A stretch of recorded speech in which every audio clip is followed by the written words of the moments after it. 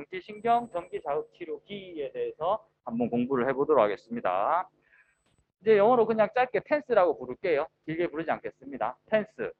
텐스와 관련돼서 여러분들하고 공부해 볼 거는 텐스가 치료가 되는 대표 이론적 배경은 무엇이 있는가? 왜 치료가 되는가? 그리고 치료 부위는 어디가 해당이 될 건가?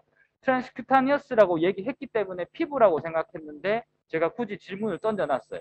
근육이 될 수도 있고 인대가 될 수도 있고 피부가 될 수도 있지 않을까라고 생각을 합니다. 왜냐하면 텐스는 적응증이 통증 조절입니다. 이게 보면 피부가 아파서 통증을 느끼는 경우보다는 우리는 실제로 허리가 아파서 아니면 무릎 관절이 아파서 아니면 근육이 찢어져서 이렇게 통증을 느끼는 경우가 되게 많습니다. 근데 내가 아무리 피부에 있는 수용기를 자극한다고 해서 물론 같은 분절을 사용하면 관문 조절설이 이용해가지고 충분히 치료가 가능합니다만 그러면은 무릎이 아플 때 같은 경우에는 무릎에 부착하면 안 되는 거 아니냐 이렇게 볼 수도 있거든요. 근데 잘 살펴보면 페인 리셉터라는 거는 단순히 피부에 있는 것만이 아닙니다. 근육에도 있고요. 관절에도 있습니다. 그럼 우리가 부착하는 텐스 치료 전기는 실제로 피부에서 끝나는 게 아니고 관절 안으로 들어갈 수도 있고 근육으로 갈 수도 있습니다. 근데 부착 부위는 당연히 모터 포인트를 꼭 붙여야 되는 것만은 아니겠죠. 이게 여기에 있는 리셉터를 자극할 수 있기 때문에 치료 대상은 피부에 국한하지 않고 관절 혹은 근육 모두 다 통증과 관련된 질병을 치료할 수 있다라는 겁니다. 센소리 리셉터, 페인 리셉터가 피부에만 있는 거 아니다. 트랜스큐타니어스만 이지만 꼭 그렇게만 생각하지 말자입니다. 그 다음에 이제 관련 통증 조절 원리라는 게 있는데 이게 이제 우리가 앞서 공부를 했을 때 통증 조절 원리라고 해서 앞에 배웠던 내용인데 이 중에서 텐스는 세 가지를 같이 가져갑니다. 여러분들 한 장 넘겨보면 176페이지에 자극 유형과 전극 배치라고 되어져 있는데 고빈도 저강도 우리 책에는 고빈도 저강도라고 나오잖아요. 그러면 고빈도 저강도로 치료하면은 어떤 원리를 가져가느냐? 관문 조절설을 가져갑니다. 그러니까 내가 텐스 부착을 했을 때 여러분들 왜 그때 우리 프로그래밍 되어져 있는 거 했을 때 페인 옵션 딱 선택하면은 고빈도 저강도 형태가 만들어졌었어요. 그때 왜 치료가 되느냐, 통증 조절되는가? 관문 조절설이고요. 그 다음에 두 번째, 저빈도 고강도 같은 경우에는 저는 네 번째 적어놨네요. 이거는 엔돌핀설을 가져갑니다. 저빈도 고강도는 엔돌핀설. 제가 엔돌핀설을 설명할 때 우리가 모르다가 지나가다가나 걸어가다거나 하다가 갑자기 되게 세게 쾅 부딪히면 나도 모르게 헛웃음이 나는 경우가 있다라고 얘기했습니다. 그게 실제로 내가 미쳐서 그런 게 아니고 뇌에서 엔돌핀이 나온 겁니다. 그리고 그 호르몬 때문에 나도 모르게 웃음이 나왔던 거예요. 그렇기 때문에 쾅 때린다는 거는 자꾸 계속 때리는 거 아니죠. 저빈도로 때려야 됩니다. 근데 한 방 때릴 때 고강도로 때려야 돼요. 그래서 이때는 뇌에서 엔돌핀이 나와서 치료가 된다. 확 세게 이렇게 안마할 때 누가 팍 잡았다가 놓으면 좀 시원한데 이런 느낌 나는 것도 엔돌핀사라고도 관련이 있습니다. 그 다음에 이제 마지막 3번에 보면 고빈도 고강도라고 되어져 있는데 고빈도 되게 자주 때려요. 그리고 고강도 한 번 때릴 때 심지어 세게 때립니다. 이렇게 계속 세게 맞으면 어떤 일이 벌어지느냐? 신경이 활동 전이가 잘 발생되지 않아요. 무뎌지는 거죠. 누가 계속 만지면 무뎌지는 것처럼 통증 리셉터들도 자꾸 세게 계속 맞다가 계속 활동 전이 유발하다 보면은 지도 지칩니다. 그러면은 양극 전도 차단이 되었다. 활동전이라는 게 보면 마이너스 70mV에서 플러스 30mV 양극으로 가는 거잖아요. 양극으로 가는 전도가 차단되었답니다. 활동전이가 발생이 안 되는 거죠. 그래서 진통 효과를 가져갈 수 있다라고 공부합니다. 텐스의 관련 이론 이렇게 세 가지가 있습니다. 잘 기억을 해뒀다가 적용을 하면 좋을 것 같아요. 텐스라는 거는 사실은 특성으로 보자면 굉장히 심플하다, 간단합니다. 전기 자극을 주고요. 감각신경을 흥분시킵니다. 그리고 그렇게 흥분한 것 때문에 관문 조절설이 되었든 양극전도 차단이 되었든 그리고 하나 뭐였죠? 하나 뭐였더라? 엔돌핀설이 되었든 이렇게 통증을 조절할 수 있는 거. 이게 굉장히 간단한 이런 치료 과정을 가져가고 있는 게 텐스다라고 볼 수 있습니다.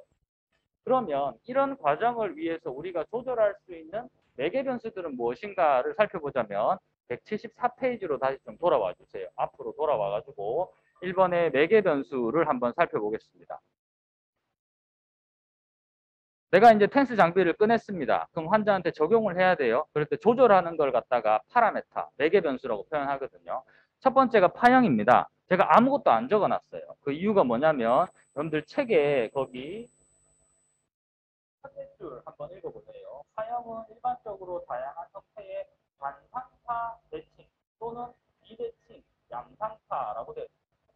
이거 바꿔서 얘기하자면 파형의 종류가 반상이냐 이상이냐, 그 다음에 대칭이냐 비대칭이냐, 균형이냐 불균형이냐, 우리 이렇게 배웠거든요. 텐스는 다 쓸 수 있다는 겁니다. 다 쓸 수 있어요. 그래서 파형은 따로 공부할 필요가 없다라고 볼 수 있어요. 다 쓸 수 있으니까. 그리고 주파수 같은 경우에는 우리 책에서는 3에서 1000Hz라고 되어져 있는데 저주파 영역대인 1000Hz 미만이면 다 됩니다. 그래서 1000Hz 미만이면 다 쓸 수 있구나라고 볼 수 있고요. 그 다음에 3번의 전류 강도 같은 경우에는 우리 책에 이렇게 짧게 나와 있는데 저는 기준을 이렇게 삼고 싶습니다. 치료가 되기 위한, 텐스 치료가 되기 위한 거는 전기 자극이 감각신경을 흥분시켜야만 치료가 돼요. 그러니까 최소한의 강도는 감각신경에 자극할 수 있는 게 최소의 강도가 돼야 된다. 느낌이 안 나면 텐스가 되지 않는다라는 거고요. 여기서부터 출발해서 얼마까지 하는 게 좋으냐? 참을 수 있을 때까지 하는 게 좋다라고 이야기합니다.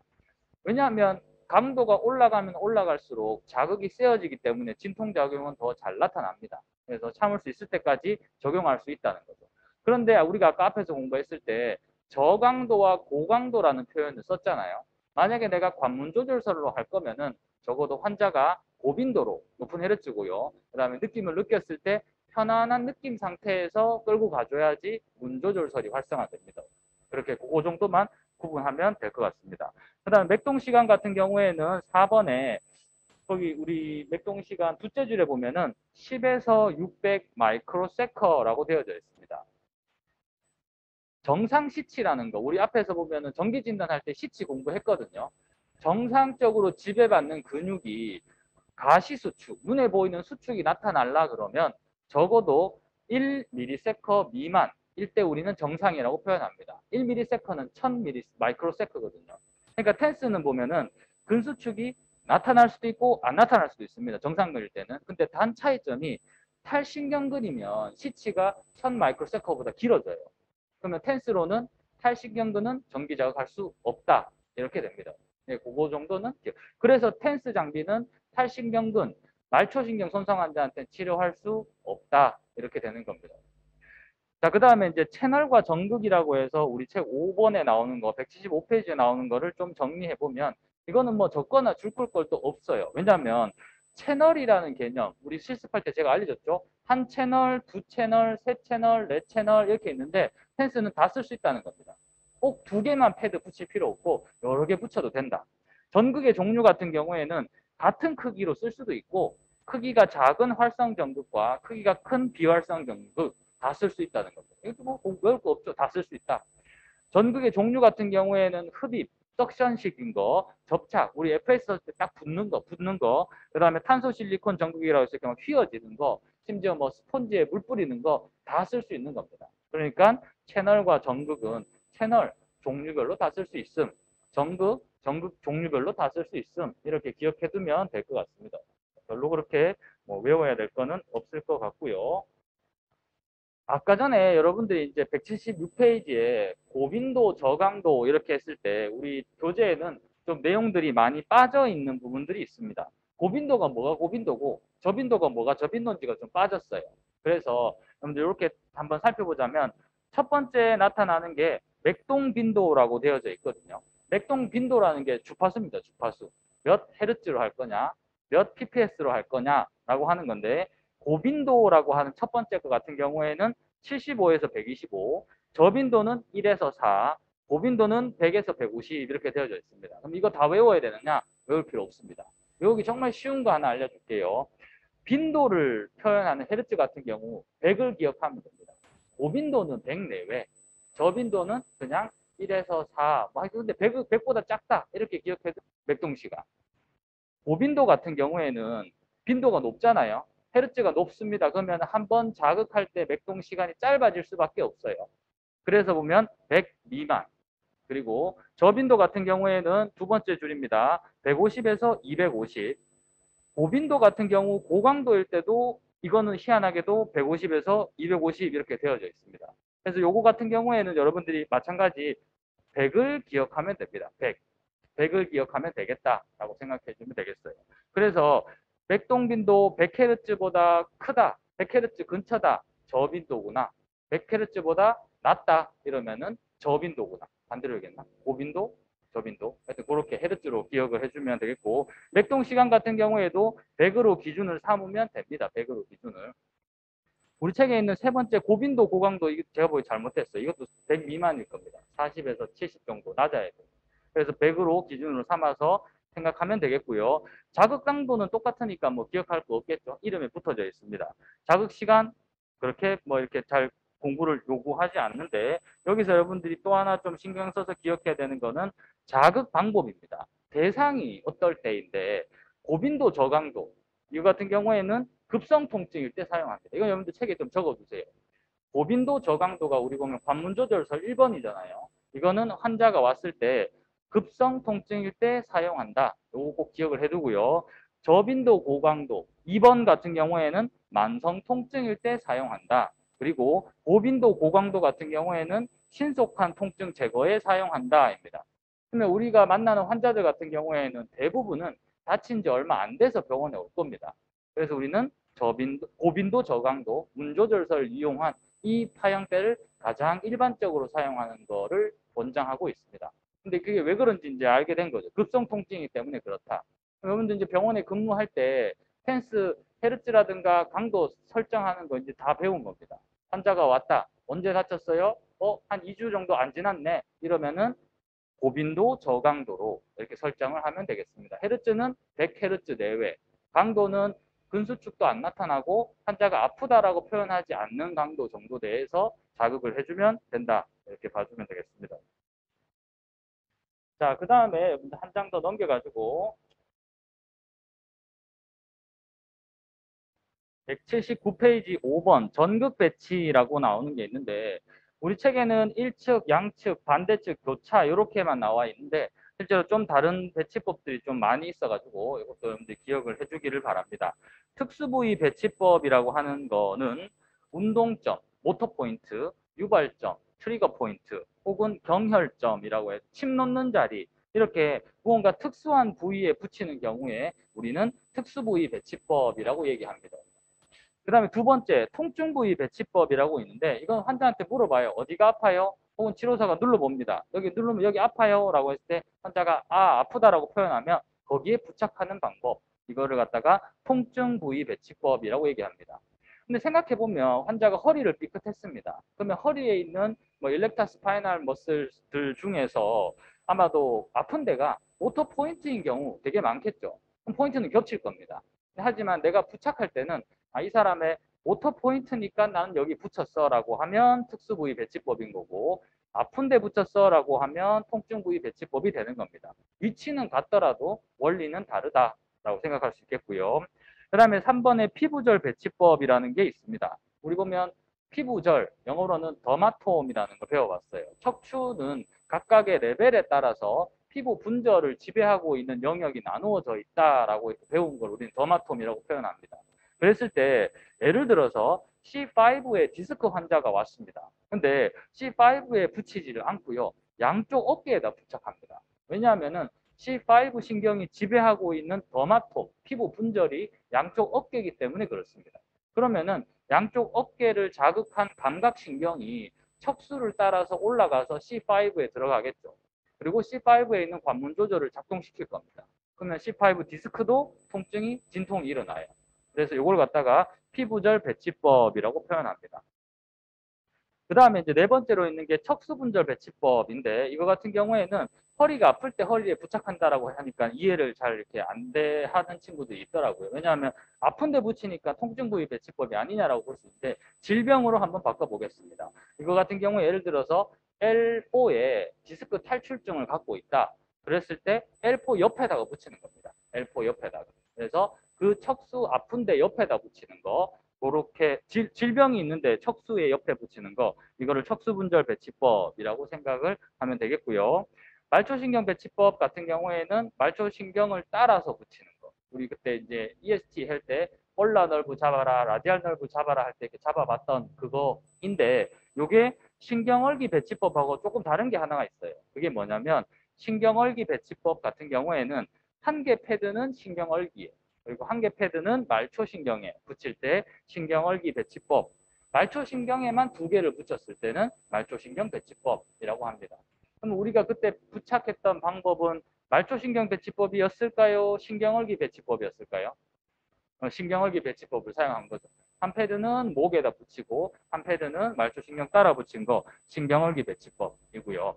그 다음에 이제 마지막으로 나오는 반대측 배치법 같은 경우에는 한상통, 팬텀 페인, 자결통, 신경통 이런 데 많이 쓴다라고 표현하는데, 제가 절단 환자라고 해서 빨간색을 표시해 놨습니다. 왜냐하면은 펜스의 전극 배치법뿐만 아니라 여러 가지 전극 배치법 중에 반대측 배치법을 쓰는 경우가 절단 환자의 환상통에 쓴다라는 게 실제로 국시에 나온 적이 있습니다. 그래서 이 전극 배치법 가지고 나오는 여러 가지 유형들의 문제들은 다양하지만 실제로 국시 문제은행에 들어가 있는 거는 마지막 반대측 배치법이 들어가 있어요. 한번 예를 들어 봅시다. 어떤 사람이 오른손을 절단당했습니다. 근데 오른손이 없음에도 불구하고 오른손이 아프다라고 표현하는 거. 오른손이 간지러워요, 너무 아파요 이렇게 표현하는 거 우리는 환상통이라고 하죠. 팬텀 페인. 그랬을 때 오른손에 펜스를 붙일 수가 없어요. 그러니까 어쩔 수 없이 반대쪽 오른손에 전기 패드를 붙여서 치료한다. 자결통 같은 경우에는 타는 듯이 아픈 통증을 자결통이라고 그럽니다. 화상을 경험할 때 느끼는 통증. 그러면 거기에다가 전기를 붙이면 너무너무 아파요. 그래서 그때는 직접 전기를 못 붙이고 반대측에 붙였을 때, 똑같은 부위 반대측에 붙였을 때 똑같이 치료 효과가 나타난다. 이렇게 표현합니다. 그래서 반대측 배치법, 여러분들 절단 환자 대상으로 혹은 자결통 환자 대상으로 하는구나. 이렇게 기억을 해주면 되겠습니다. 자, 그 다음에 이제 한 장 넘겨보면 적응증과 금기증이라는 게 나와요. 적응증. 적응증 우리 교재 181페이지에 보면은 뭐 되게 길게 여러 가지들 나오거든요. 근데 끝 글자만 한번 살펴보면은 통, 염, 통증, 통, 염, 통 이렇게 되어 있습니다. 그러니까 텐스의 적응증은 제가 여기 붙여놓은 것처럼 급성 통증에도 쓸 수 있고 만성 통증에도 쓸 수 있고 통증에 다 쓸 수 있다는 겁니다. 여기에 무슨 염이라고 나오는 염증성 질환에도 쓰는 이유는 결국은 염증을 치료하겠다는 목적이 아니고 통증을 조절하겠다는 목적이기 때문에 통증 다 쓸 수 있습니다. 그래서 이거는 뭐 외울 것도 없어요. 금기증 같은 경우에는 우리가 이미 알고 있는 일반적인 금기증들이 쭉 붙어져 있습니다. 금기증도 외울 거 없죠. 근데 여기서 외워야 되는 게 두 가지가 있습니다. 텐스에 붙어 다니는 국시와 관련된 중요한 적응증과 금기증 한번 제가 문제를 내볼 텐데, 이 문제가 나온 날 국시의 합격률이 뚝뚝 떨어졌던 문제 중에 하나. 다음 중 텐스의 적응증을 찾으세요. 뭐뭐뭐뭐뭐 하고 하나가 있는데, 하나가 급성 생리통. 이거 어떻게 해야 될까요? 흔히들 생리통이라 하면은 출혈 경향을 갖고 있는 통증이잖아요. 출혈성이 있을 때 전기 치료를 하면 된다, 안 된다? 안 된다. 그런데 게다가 급성이라고 붙어져 있습니다. 그러면 또 건드리면 또 안 될 것 같아요. 근데 앞에 정증을 잘 살펴보면 급성 통증에 텐스 쓸 수 있다, 없다? 있다. 이게 굉장히 특징적인 겁니다. 급성 이렇게 손상을 당한 급성 질환일 때는 분수축이 나타날 만한 전기치료는 다들 보면 쓰면 안 돼요. 급성자 다들 빼고 있습니다. 근데 텐스는 유일하게 급성 통증에 쓸 수 있다라고 적응증에 붙여놓고 있습니다. 급성 생리통. 뒤에 통자가 붙어 있어요. 그러면 출혈성 경향은 어떻게 제거를 시킬 거냐? 자궁 근처에 붙이지 않으면 됩니다. 다른 부분에 붙이면 돼요. 생리통 때문에 허리가 너무 아프다. 그러면 우리 보면 아까 배웠죠. 보면 더마톤 배치법 해가지고 다리에 붙이면 돼요. 그러면은 생리통 실제로 감소가 됩니다. 그래서 급성 생리통은 정답이 돼요. 이게 적응증으로 기억해야 됩니다. 그리고 우리 보면은 적응증의 제일 마지막 줄에 살펴보면은 악성 종양이라고 있습니다. 보통 악성 종양은 대표적인 금기증 중에 하나예요. 악성 종양이라는 건 암이잖아요. 암 세포 같은 경우에는 에너지를 전달해주면 암세포는 커진다라고 배웠습니다. 근데 여기 보면 악성 종양이 적응증이 들어와 있습니다. 이것도 마찬가지 기억해야 되는 것 중에 하나입니다. 왜냐하면은 대부분 전기치료는 아프면 그 아픈 부위에 붙이는데 펜스는 다른 데 붙여도 됐었어요. 그래서 허리가 아프다 이랬을 때 위암 환자다, 뭐 이렇게 이쪽에 뭔가 암을 가지고 있다 했을 때 아까처럼 다리에 붙여도 해결이 되기 때문에 악성 종양도 적응증에 해당이 됩니다. 그래서 두 가지를 여러분들 잘 기억해 두면 좋겠습니다. 급성 생리통 쓸 수 있다. 악성 종양일 때 다른 부위에 부착하는 거는 가능하다. 이렇게 볼 수 있겠죠. 근데 실제로 국시에는 악성 종양은 안 나와요. 왜냐하면 이거는 부착법에 따라서 좀 논란의 소지가 있다 보니까. 근데 급성 생리통은 나왔기 때문에 기억해 주면 좋겠습니다.